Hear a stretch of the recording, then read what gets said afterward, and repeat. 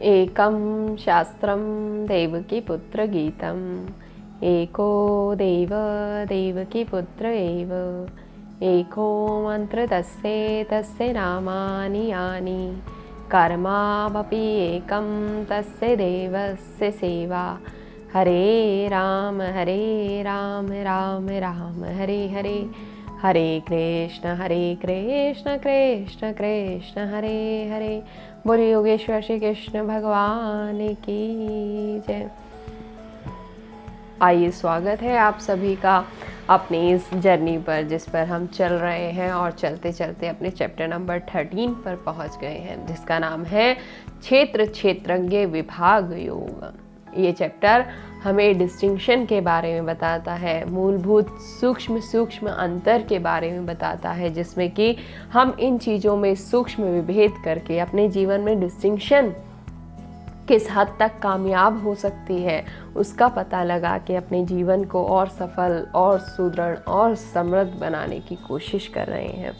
तो अब आइए इस चैप्टर में और कुछ विलंब ना करते हुए आगे बढ़ते हैं। इस चैप्टर में आगे जो श्लोक है 7वां और 8वां, उसमें चर्चा की गई है ज्ञानी के गुणों की। उसमें 20 गुण बताए गए हैं जो कि ज्ञानी में होने चाहिए, और अगर 20 नहीं है तो 20 में से कोई एक भी हो तो वो भी ज्ञानी है, और अगर ये गुण नहीं है तो वो अज्ञानी है। इस तरीके से हम सभी गुणों की तो चर्चा नहीं करेंगे, लेकिन इसमें से एकाध गुण की जरूर चर्चा करेंगे। तो जो ज्ञानी के गुणों की चर्चा की गई, उसमें जो सबसे पहला गुण बताया गया है वो है अमानित्यम। अमानित्यम जो ज्ञानी का है वो एक प्रमुख लक्षण है। अमानित्यम मीन्स सरलता, सहजता, इंग्लिश में कहें तो हम्बलनेस। अपने अंदर इस तरीके का गुण हमारे अंदर विकसित होगा तो हम ज्ञानी कहलाएंगे, और ऐसा जो सबसे सरल है उसे ज्ञानी कहा। क्यों? इस बात को अगर हम समझें तो शिक्षाष्टकम का एक श्लोक है, तृणादपि सुनीचेन तरोरपि सहिष्णुना अमानि नामान देन कीर्तन्ये सदा हरि। इसमें जो इस श्लोक में पहले जो चर्चा की गई वो है तृणादपि सुनीचेन, अपने आप को तृण के समान समझ लेना। जो तृण है लाइक अ ग्रास ब्लेड, जो ग्रास ब्लेड है, जो घास उगी हुई है उसके ऊपर का भी जो एक कोना है वो भी तृण के समान, अपने आप को उसकी तरह अपने आप को तुलना कर देना कि मैं तो कुछ भी नहीं हूँ, मेरी क्या तुलना। लेकिन उसकी सबसे बड़ी श्रेष्ठता की बात क्या है कि वो पृथ्वी पर रहते हुए भी आकाश की तरफ देखता है। बुद्ध के जीवन की भी एक चर्चा आती है कि जब उनको इनलाइटमेंट हो जाता है तो इसके बाद वो विचार करते हैं कि मैं घास हो जाऊं। तो इस घास होने का मतलब यही है कि उस ग्रास ब्लेड की तरह अपने आप को तृण के समान मान लेना, लेकिन अपनी सोच हमेशा ऊंची रखना। और कई बार तो ऐसा होता है कि पैर के नीचे आ जाने के बाद भी वो घास वापस से ऊपर उठ जाती है। तो अपने अंदर जब इस तरीके की आप विचार कर लेंगे, आप तो आपके दूसरों के विचारों का कोई प्रभाव नहीं पड़ेगा, वो वापस नीचे बैठने के बाद भी ऊपर की तरफ ही उठेगी, जो कि पृथ्वी पर होते हुए भी आकाश को देख रही है। लेकिन उसमें किसी तरीके का अपने अंदर ईगोइस्टिक नहीं है, वो उसमें किसी तरीके का अपने अंदर ईगोपन नहीं है। मतलब उसके अंदर जो ज़मीन पर रहते हुए भी आकाश के बारे में सोच सके, इस तरीके की विचारधारा उसके अंदर आती है। और तृणादपि सुनीचेन तरोरपि सहिष्णुना, और अपने आप को पेड़ के समान सहिष्णु बना लेना। अमानि ना मान देन, अपने आप को अमानी मान लेना, तब हम दूसरों का मान कर पाएंगे, क्योंकि तब हम दूसरों से मान की उपेक्षा नहीं करेंगे, तब हम दूसरों का मान करना चाहेंगे। और कीर्तन्ये सदा हरि, तब हम प्रभु का कीर्तन कर पाएंगे। कीर्तन मीन्स क्या हुआ? कीर्तन को हम इस तरीके से समझें कि जो कीर्ति और तन दोनों से ऊपर उठा दे, वही है कीर्तन। राम बड़ी सहजता से वन में चले जाते हैं। ये जो उनके अंदर सहजता का गुण है, यही हम्बलनेस है, यही सरलता है। इसके बाद आगे जो 20 गुणों की चर्चा है वही हम कर रहे हैं। उसमें दूसरा गुण आता है कि पाखंड से मुक्ति, अहिंसा, क्षमा, सरलता, गुरु की सेवा करना, गुरु के प्रति समर्पित हो जाना। जिस तरीके के ये जो गुण है ये ज्ञानी के गुण हैं।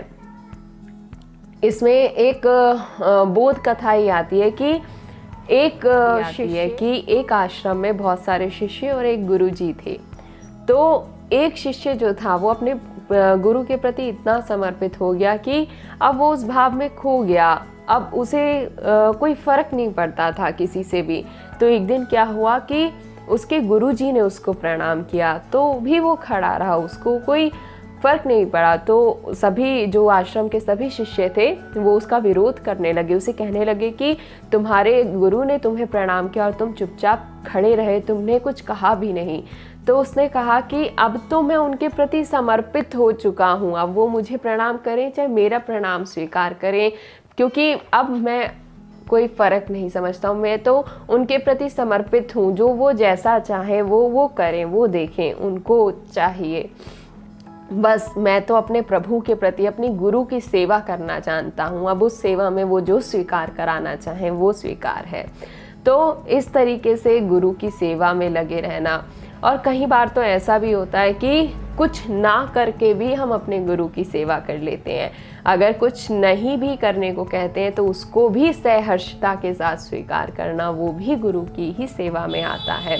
इसके आगे शौच और स्टडी फास्टनेस, सेल्फ कंट्रोल, इंद्रिय अर्थेषु, वैराग्यम, निराभिमानिता, जन्म, मृत्यु, जरा, व्याधि के लिए सदैव तत्पर रहना, नॉन अटैचमेंट, घर, धन आदि में आसक्त ना होना, प्रिय और अप्रिय में सम रहना, विषय की आसक्ति से मुक्त रहना, अध्यात्म ज्ञान की स्थिरता हो, सत्य का ज्ञान हो, सतत भक्ति भगवान की तरफ रहे। इस तरीके से ये जो 20 गुण हैं इसको मैंने लिखा भी, इसमें 20 तरीके की चर्चा की गई। तो बताया कि ये जो गुण है ये ज्ञानी के गुण है, एक भक्त के गुण है। और भक्त का एक सबसे बड़ा गुण है कि उसकी भक्ति में कंटिन्यूटी रहनी चाहिए, सततता रहनी चाहिए, कि स्टेडीनेस रहनी चाहिए। तो इन सब गुणों की चर्चा करने के बाद प्रभु ने कहा भी कि यही सब 20 गुण किसी के अंदर हो तो वो ज्ञानी है, और 20 भी नहीं तो एक ही सही होने पर, एक भी लक्षण ऐसा होने पर वो ज्ञानी ही कहलाएगा। और अगर उनमें से एक लक्षण भी किसी के अंदर नहीं है तो वो अज्ञानी है। जो दर्पण है बाद अगर एक लाइन में अपनी इन सब बातों को समेट कर कहूँ तो इस तरीके से हमें अपने जीवन में इन सभी गुणों को अपने दर्पण के रूप में केवल अपने लिए इस्तेमाल करना चाहिए। ऐसा हम कभी नहीं होना चाहिए कि हम इन सब गुणों पर दूसरों को परखें।